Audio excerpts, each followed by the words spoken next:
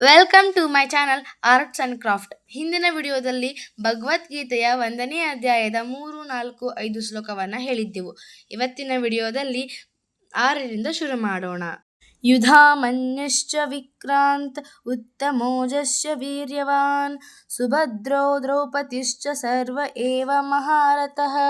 ಈಗ 6ನೇ ಶ್ಲೋಕದ ಅನುವಾದ. ಬಲಶಾಲಿ ಯುಧಾಮನ್ಯು, ಬಹುಶಕ್ತಿವಂತನಾದ ಉತ್ತಮೌಜ, ಸುಭದ್ರೆಯ ಮಗ, ದ್ರೌಪದಿಯ ಪುತ್ರರು ಇವರೆಲ್ಲ ಇದ್ದಾರೆ. ಇವರೆಲ್ಲ ಮಹಾರಥರು. ಈಗ 7ನೆಯ ಶ್ಲೋಕ.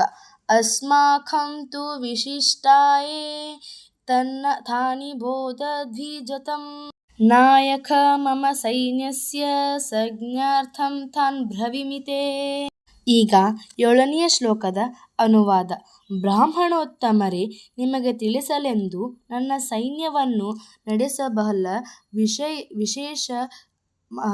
ವಿಶೇಷ ಅರ್ಹತೆಯಿರುವ ನಾಯಕರ ವಿಷಯವನ್ನು ಹೇಳಬಯಸುತ್ತೇನೆ. ಈಗ 8ನೆಯ ಶ್ಲೋಕ. ಭವಾನ್ ಭೀಷ್ಮಶ್ಚ ಕರ್ಣಶ್ಚ ಕೃಪಶ್ಚ ಸಮಿತಂ ಜಯಃ ಅಶ್ವತ್ಥಾಮ ವಿಕರ್ಣ ಸೌಮಧತ್ತಿ ತಥೈವ ಚ.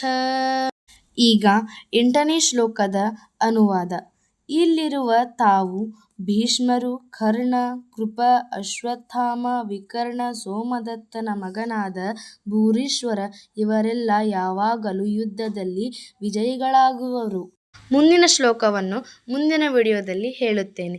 ಈ ವಿಡಿಯೋ ನಿಮಗೆ ಇಷ್ಟ ಆದರೆ ಲೈಕ್ ಮಾಡಿ, ಶೇರ್ ಮಾಡಿ, ಕಮೆಂಟ್ ಮಾಡಿ, ಹಾಗೆ ಸಬ್ಸ್ಕ್ರೈಬ್ ಮಾಡೋದನ್ನು ಮರಿಬೇಡಿ.